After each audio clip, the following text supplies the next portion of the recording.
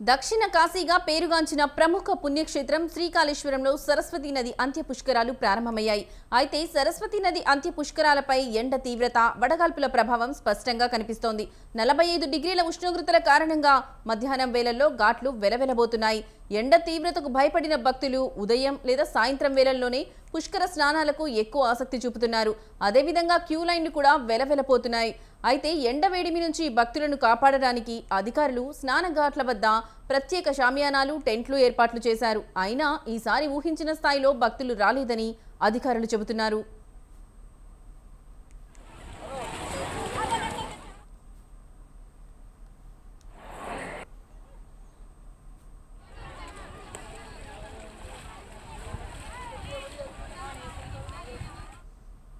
దక్షిణ కాశీగా పేరుగాంచిన ప్రముఖ పుణ్యక్షేత్రం శ్రీకాళేశ్వరంలో సరస్వతీ నది అంత్య పుష్కరాలు ప్రారంభమయ్యాయి. అయితే సరస్వతీ నది అంత్య పుష్కరాలపై ఎండ తీవ్రత, వడగాల్పుల ప్రభావం స్పష్టంగా కనిపిస్తోంది.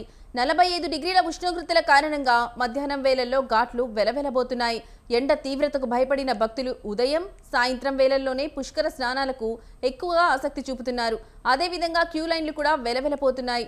అయితే ఎండ వేడిమి నుంచి భక్తులను కాపాడడానికి అధికారులు స్నానఘాట్ల వద్ద ప్రత్యేక షామియానాలు, టెంట్లు ఏర్పాటు చేశారు. అయినా ఈసారి ఊహించిన స్థాయిలో భక్తులు రాలేదని అధికారులు చెబుతున్నారు. ఇక ఇదే విషయానికి సంబంధించి మరింత సమాచారం మా కరెస్పాండెంట్ శ్రీనివాస్ అందిస్తారు ఫోన్ ద్వారా. శ్రీనివాస్, చెప్పండి, ఈ అంశానికి సంబంధించి మీ దగ్గర ఉన్న లేటెస్ట్ అప్డేట్స్ ఏంటి? లక్ష్మి, ఏదైతే జయశంకర్ భూపాలపల్లి జిల్లాలోని కాళేశ్వరం సరస్వతి నది అంత్య పుష్కరాలపై ఎండ ప్రభావితం తీవ్రమైన ఎఫెక్ట్ పడిందని చెప్పుకోవచ్చు. జయశంకర్ భూపాలపల్లి జిల్లాలోని దక్షిణ కాశీగా పేరుగాంచిన ప్రముఖ పుణ్యక్షేత్రమైన శ్రీ కాళేశ్వరం ముక్తేశ్వర దేవస్థానంలో కాళేశ్వర సరస్వతి నది అంత్య పుష్కరాలు అయితే ఈ నిన్నటి నుండి ప్రారంభమై 2 రోజుల నుండి ప్రారంభమై జరిగిందని చెప్పుకోవచ్చు. భానుడి బగబగతో నిప్పులు కొలిమి కల్పిస్తున్న పరిస్థితి అయితే నెలకొంది. జిల్లాల్లోని రెడ్ అలర్ట్ అయితే ప్రకటించిన పరిస్థితి ఉంది. సరస్వతి నది అంత్య పుష్కరాల పైన దీని ప్రభావం అయితే పడిందని చెప్పుకోవచ్చు. 45 డిగ్రీల సెల్సియస్ దాటి ఉష్ణోగ్రత దాదాపు భక్తులను భయపెట్టించే స్థాయికి అయితే పెరిగిపోయిందని చెప్పుకోవచ్చు. కాళేశ్వరం రోడ్లన్నీ నిర్మానుషంగా కనిపిస్తున్నాయి. ఉపశమనం కొరకు క్యాంపు, టవర్స్ కొంత తాము రక్షించుకోవడానికి అక్కడ అధికారులు టెంట్లు కిందికి కూడా భక్తులు చేరుకొని చేరదీసిన పరిస్థితి అయితే ఉంది. ఎండ తీవ్రతతో త్రివేణి సంగమంలో గోదావరి నదిలో భక్తులు లేక నిర్మానుషంగా మారిందని చెప్పుకోవచ్చు. అదే విధంగా క్యూ లైన్ లో కూడా ఎలా వెలవెలబోతుంది అని చెప్పుకోవచ్చు. భక్తులు రాకపోవడంతో వాలంటీర్లు విశ్రాంతి తీసుకుంటున్న పరిస్థితి ఉంది. తెల్లవారుజాము నుండి సుమారు 11 గంటల వరకు మాత్రమే మళ్ళీ సాయంత్రం 5 గంటల నుండి భక్తులు తరలి వచ్చి పుణ్యస్థానాలను ఆచరించిన పరిస్థితి అయితే నెలకొంది.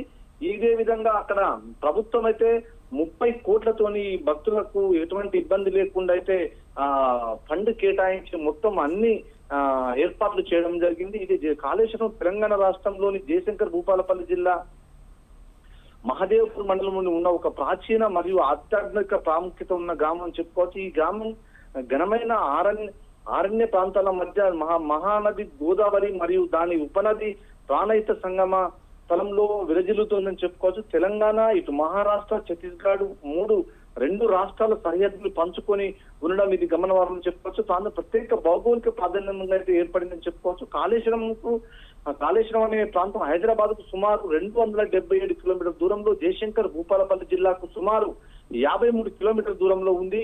ఇది కరీంనగర్ మంతెని మార్గం ద్వారా మరియు వరంగల్ పరకాల మార్గం ద్వారా అయితే ఈ పుణ్యక్షేత్రానికి చేరుకోవచ్చు అని చెప్పుకోవచ్చు. ఇదే విధంగా కాళేశ్వరానికి హిందూ పురాణంలోని విశిష్టమైన స్థానం ఉంది. స్కంద పురాణంలోని కాళేశ్వర ఖండం ఈ పుణ్యక్షేత్ర మహిమను, పవిత్రను చెప్పుకోవచ్చు. పురాణాల ప్రకారం త్రేతాయుగంలో శ్రీరాముడు దండకారణ్యంలో వనవాసం చేస్తున్న సమయంలో ఈ ప్రాంతం గుండా ప్రయాణిస్తున్నట్లు రామాయణం పేర్కొందని చెప్పుకోవచ్చు. ఈ ప్రాంతం పరిసర ప్రాంతాల్లో ప్రాచీన శ్రీరామాలయాల విశ్వాసానికి మరింత బలమవుతుందని చెప్పుకోవచ్చు. ఈ గ్రామం గోదావరి నది ఎడమ తీరంలో గోదావరి ప్రాణహిత సంగమ స్థలంలో వెలిసిన ప్రసిద్ధ శ్రీ కాళేశ్వరం ముక్తేశ్వర స్వామి దేవాలయానికి పేరుగాంచిందని చెప్పుకోవచ్చు. భక్తుల విశ్వాసం ప్రకారం అంతర్వాసిగా సరస్వతి నది ఇక్కడ భూగర్భంలో ప్రవహిస్తుందని చెబుతారు.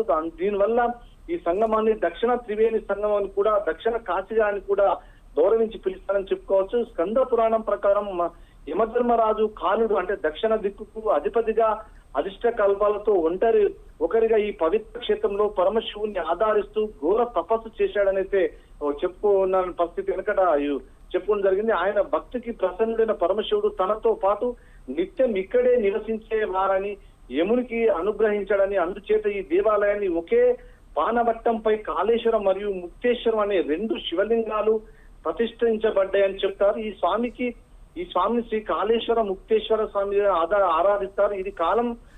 ఇది కాలం అంటే మరణం మరియు మోక్షం అంటే విముక్తికి ప్రతీకంగా భావించవచ్చు. తెలుగు రాష్ట్రాల మరియు యమధర్మరాజు శివలింగ రూపంలో పరమశివునితో కలిసి ఆరాధించబడుతున్న ఏకైక ఆలయం అని విశ్వసిస్తున్నారు. యముడు కాలుడు అనే పేరుతో ఇక్కడ లింగ రూపంతో కొలువై ఉండడంతో ఈ క్షేత్రాన్ని కాళేశ్వరం అనే పేరైతే ఏర్పడిందని చెప్పుకోవచ్చు. ఇక్కడ శివలింగాలతో పాటు ఒక దానిపై 2 చిన్న రంధ్రాలు అయితే ఉంటాయి. వీటిని స్వామివారి నాసిక రంధ్రాలుగా భావిస్తారు. ఈ రంధ్రాలతో పోసిన పాలు లేదా గోదావరి నీళ్లు అనేక గోదావరిలో కలుస్తాయని అయితే చెప్పుకోబడుతున్నాయి. లక్ష్మి.